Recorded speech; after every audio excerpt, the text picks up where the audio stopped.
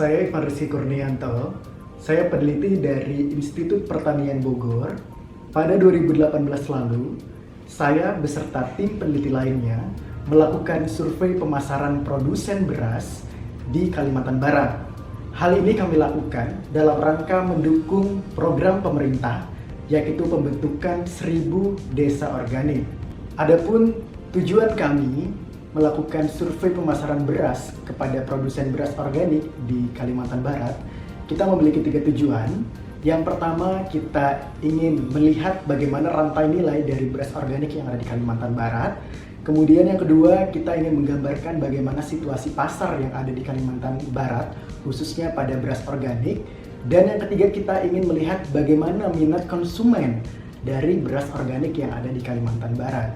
Dari hasil menganalisis rantai nilai beras organik di Kalimantan Barat, kita ketahui ada 6 saluran beras organik yang ada di Kalimantan Barat. Dari 6 saluran tersebut, ada 87% para petani langsung menjual berasnya kepada konsumen.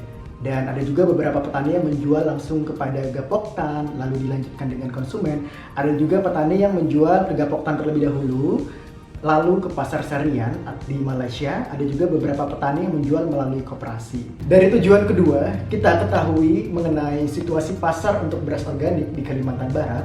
Kita melakukan perbandingan harga beras organik yang ada di Kabupaten Sanggau dan yang ada di Kota Pontianak. Di Kota Pontianak kita bertemu dengan beberapa brand atau varietas seperti beras kampung yang terdiri dari beras merah, putih, dan hitam, yang relatif harganya ada pada kisaran 12.000 sampai 29.000 per kilonya. Kemudian kita juga ketahui ada beras organik juga dengan merek Pure Green dan RI01 dan brand Sugar Free. Nah, harganya ini relatif lebih mahal daripada beras kampung. Kemudian pada tingkat kabupaten di Sanggau, kita bertemu dengan brand atau varietas beras seperti beras kampung, beras unggul. Nah, untuk beras kampung sendiri kita kenal dengan ada yang beras cantik, beras lawi, dan beras merah. Nah, harganya relatif lebih mahal dibandingkan dengan beras unggul seperti Impara 32 dan Ciherang dan Cisadane yang harganya berkisaran 5.000 sampai 8.000 per kilonya. Dari hal itu juga kita ingin melihat dari sisi konsumen. Kita mengetahui bahwa dari hasil FGD yang dilakukan 2 kali di Kabupaten Sanggau dan di Kota Pontianak, kami mengundang beberapa para pelaku atau aktor pemasaran seperti pengepul, seperti dari penyuluh, dan juga ada beberapa dari dinas atau aparat pemerintah, dan juga konsumen-konsumen yang mengkonsumsi beras organik itu sendiri. Nah, dari hasil pemetaan dari preferensi konsumen, atribut yang paling dibutuhkan oleh konsumen adalah manfaat kesehatan dan bebas kimia. Nah, itu menjadi salah satu keunggulan apabila nanti beras organik yang ada di Kalimantan Barat dapat dikembangkan. Dari hasil kajian ini, kami berkesimpulan bahwa beras organik dari Kalimantan Barat memiliki peluang yang sangat besar untuk memasuki pasar ekspor dan juga pasar modern, mengingat lokasi dari Kalimantan Barat yang langsung berpapasan dengan negara tetangga, yakni Malaysia. Kemudian, intervensi yang perlu dilakukan adalah bagaimana menjamin para petani untuk selalu membudidayakan beras organik sesuai dengan Standar Nasional Indonesia atau SNI 6729 tahun 2016. Kemudian intervensi yang juga harus dilakukan adalah bagaimana kepastian pasar dari beras organik tersebut dan bagaimana penguatan para petani melalui sisi kelembagaan, di mana para petani perlu dikuatkan melalui adanya gabungan kelompok petani atau Gapoktan, adanya badan usaha milik desa atau BUMDes, atau koperasi itu sendiri. Hal ini digunakan untuk sebagai wadah para petani produsen beras organik untuk mengakses input atau sarana produksi, kemudian teknologi, dan juga dapat memfasilitasi kepada pasar.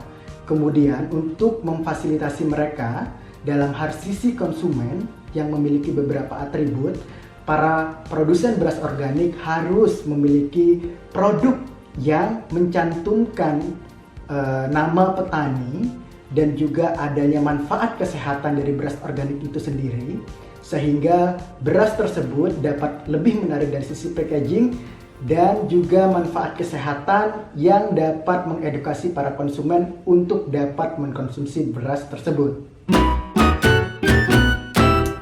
Assalamualaikum warahmatullahi wabarakatuh. Perkenalkan, nama saya adalah Ade Berpangestu, dosen dari Sekolah Bisnis dan Manajemen Institut Teknologi Bandung. Dan hari ini saya akan bercerita terkait dengan kegiatan yang saya laksanakan bersama dengan FAO di daerah Sanggau. Di daerah Sanggau, FAO melaksanakan kegiatan yang bernama Organic Village dan saya diminta tolong untuk membantu dalam proses evaluasi kegiatan. Seperti diketahui, banyak sekali kegiatan-kegiatan di masyarakat yang ternyata hanya menggunakan pendekatan evaluasi yang sangat konvensional, kuesioner misalnya. Dan ternyata dari hasil seperti ini banyak sekali data-data yang dirasa tidak baik ataupun tidak lengkap karena banyak sekali jawaban yang hanya sekedarnya ala kadarnya. Oleh karena itu, saya berusaha untuk memberikan pendekatan baru, yaitu menggunakan behavioral assessment. Apa sih behavioral assessment ini? Behavioral assessment ini adalah sebuah pendekatan di mana kita berusaha melihat bagaimana perubahan perilaku terjadi di masyarakat, sehingga kita bisa mengevaluasi seberapa berhasil sih kegiatan yang kita laksanakan. Seperti mungkin teman-teman sudah tahu juga, dalam pelatihan evaluasi, pelatihan yang paling pertama itu adalah bagaimana reaksi mereka. Setelah itu bagaimana kita mengevaluasi knowledge atau pengetahuan baru yang mereka dapatkan. Dan yang ketiga adalah bagaimana perilaku mereka berubah. Nah, behavioral assessment bermain di ranah itu. Kita bermain di ranah bagaimana sih perilaku mereka berubah. Karena pada saat kita mengetahui bagaimana perilaku mereka berubah, maka kita juga akan tahu seberapa jauh pengetahuan mereka berubah. Namun behavioral assessment ini memiliki tantangan tersendiri, yaitu waktu. Behavioral assessment ini membutuhkan waktu yang cukup lama, cukup panjang, karena kita harus melihat bagaimana kebiasaan warga berubah. Bagaimana kebiasaan peserta ini berubah. Jadi perlu ada secara intens observasi terhadap perubahan perilaku yang mereka laksanakan, baik harian, mingguan, maupun tahunan. Karena kendala ini, akhirnya saya mencoba untuk mencari pendekatan baru. Akhirnya saya menemukan sebuah pendekatan yang disebut dengan game-based behavioral assessment. Jadi game-based approach ataupun gamifikasi ini sebenarnya adalah pendekatan yang sedang cukup marak, dan saya memang adalah salah seorang yang berkecimpung di bidang itu di Indonesia. Akhirnya saya mencoba untuk bagaimana kita mengubah behavioral assessment yang waktu yang cukup panjang ini menjadi satu permainan yang bisa kita laksanakan dalam waktu kurang lebih 20 menit misalnya. Akhirnya saya mencoba mendesain sebuah permainan. Permainan ini berfokuskan terhadap bagaimana para petani berperilaku. Jadi dalam proses organic village yang panjang, kita mencoba untuk membagi proses ini menjadi beberapa bagian, mulai dari persiapan lahan hingga nanti panennya. Dan dari masing-masing bagian ini, kita coba untuk merumuskan apa sih pengetahuan yang kita harapkan mereka miliki, dan juga perilaku apa yang kita harapkan dari masing-masing tahapan ini. Dengan begitu, kita bisa mengukur sampai mana capaian yang dicapai oleh para warga. Dalam permainannya sendiri, warga nanti akan berusaha untuk memilih apa sih yang mereka kerjakan di masing-masing tahapan. Dan di sana kita bisa melihat bagaimana perilaku asli mereka. Apakah setiap tahap mereka sudah melaksanakan pendekatan organik secara utuh, atau mungkin masih parsial, atau mungkin tidak sama sekali. Itu yang kita ingin mendapatkan. Namun akhirnya kita menghadapi satu lagi kendala, yaitu adalah apabila hasil permainan ini menunjukkan gap antara apa yang kita harapkan dengan apa yang mereka lakukan, tentunya kita perlu tahu alasannya. Oleh karena itu, dalam permainan ini kita tambahkan satu elemen lagi, yaitu setelah permainan selesai, kita akan melaksanakan focus group discussion dengan para petani. Dengan begitu, harapannya kita bisa mendapatkan root cause-nya, atau mendapatkan apa yang menjadi kendala selama mereka melaksanakan proses organic village ini. Dengan harapan kita bisa menyelesaikan problematika ataupun hambatan yang terjadi, sehingga kita bisa mendapatkan hasil yang maksimal. Alhamdulillahnya, pada saat pelaksanaan kegiatan berjalan dengan sangat lancar. Saya rasa warga bisa bermain dengan baik, karena memang permainannya sudah didesain untuk bisa dimainkan oleh dalam tanda kutip siapa saja. Kita mendapatkan hasil yang cukup baik. Kita dapat melihat level of knowledge atau level pengetahuan mereka yang ternyata telah meningkat dengan cukup baik. Dan juga kita bisa melihat kendala-kendala yang terjadi dalam perubahan perilaku mereka. Ternyata masih ada beberapa hal yang dirasa kurang baik ataupun kurang sempurna dari penerapan Organic Village ini. Dan ternyata masing-masing kelompok tani, masing-masing desa memiliki masalah masing-masing dalam menghadapi ini. Seperti ada yang bermasalah dengan hama, sehingga mereka tidak bisa melaksanakan organik dengan lengkap. Ada yang bermasalah dengan kondisi lahannya sendiri, kondisi tanahnya. Dan juga ada yang bermasalah dengan kondisi sosial budayanya. Jadi hasil-hasil tadi berhasil kita rangkum di dalam laporan kegiatan evaluasi ini. Dan harapannya, depannya kita bisa menyelesaikan root cause ini sehingga pelaksanaan organic village di sana akan berlangsung dengan lebih baik. Sekian mungkin sedikit cerita dari saya. Terima kasih banyak. Wassalamualaikum warahmatullahi wabarakatuh. Assalamualaikum warahmatullahi wabarakatuh. Salam sehat bagi kita semua. Perkenalkan, nama saya Latifah Hendati dan terima kasih sudah diberi kesempatan untuk berbagi hasil kajian tentang gender dan pertanian sawah organik yang dilakukan oleh FAO di Kabupaten Sanggau, Kalimantan Barat, khususnya di 3 desa, yaitu Desa Nekan di Kecamatan Entikong, Desa Kenaman di Kecamatan Sekayam, dan Desa Tunggal Bakti di Kecamatan Kembayan. Hasil kajian ini dilakukan melalui pengambilan data primer dan data sekunder tentunya. Sementara data primer karena saya tidak bisa ke lapangan, maka dilakukan secara virtual dan kombinasi tentunya teman-teman di lapangan melakukan memfasilitasi pertemuan dengan kelompok tani, dengan toko, dengan metode diskusi terarah, dan kemudian juga saya melakukan wawancara dengan beberapa tokoh dan juga melakukan penyebaran kuesioner kepada kelompok tani. Pertanian sawah organik merupakan program yang sangat penting dan tentunya ini juga akan mendukung ketahanan pangan di Indonesia. Oleh karena itu sangat penting dalam kajian ini melihat bagaimana sebetulnya peran laki-laki dan perempuan. Hasil kajian yang melihat satu tentang pemahaman isu gender di masyarakat, kemudian yang kedua adalah melihat bagaimana akses baik laki-laki maupun perempuan dalam pengelolaan sumber daya alam, dan yang ketiga melihat bagaimana peran produktif dan domestik masyarakat, kemudian juga melihat bagaimana sebetulnya norma kepercayaan yang ada di masyarakat serta aturan lokal, aturan adat yang masih berlaku, dan melihatnya atau mengkajinya dari kepentingan laki-laki dan perempuan. Hasil kajian memperlihatkan ternyata dalam program pertanian sawah organik di sini terlihat peran serta perempuan sangat penting, di mana kegiatan bertani sawah organik 75% itu dilakukan baik oleh laki-laki maupun oleh perempuan. Perempuan melakukan khusus di pertanian sawah organik itu dalam kegiatan menyiangi, selain kegiatan tadi turut menebar benih, menyemai, kemudian juga memelihara, membuat pupuk organik dan membuat pestisida alami.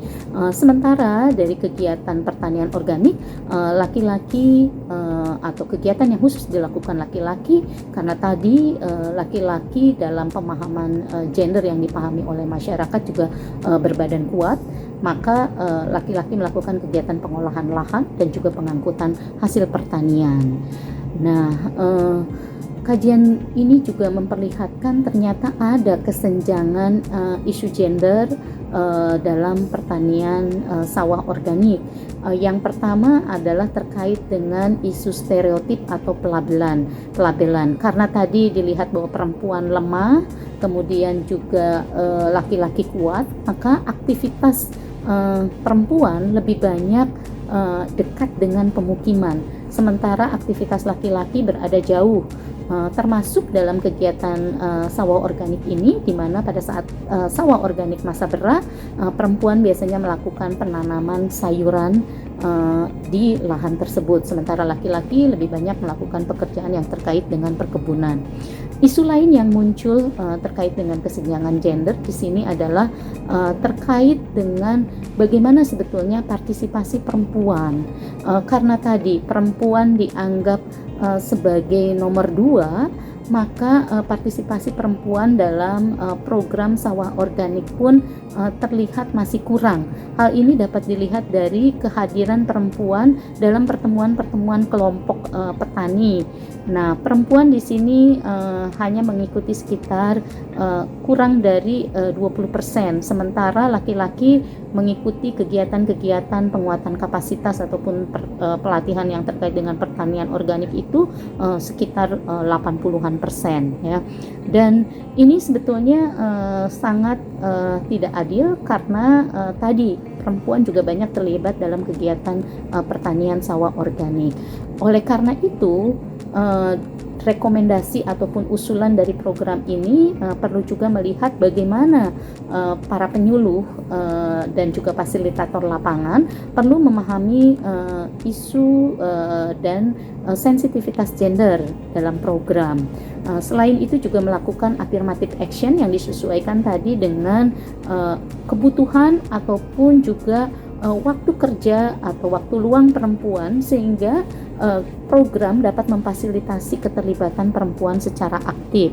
Hal lain juga yang paling penting dilihat dari kajian ini, data ataupun juga informasi memang masih minim sekali terkait dengan pengelompokan data perempuan dan laki-laki itu masih kurang, sehingga saya usulkan dalam kajian ini juga perlu ditingkatkan untuk melakukan agreditasi data.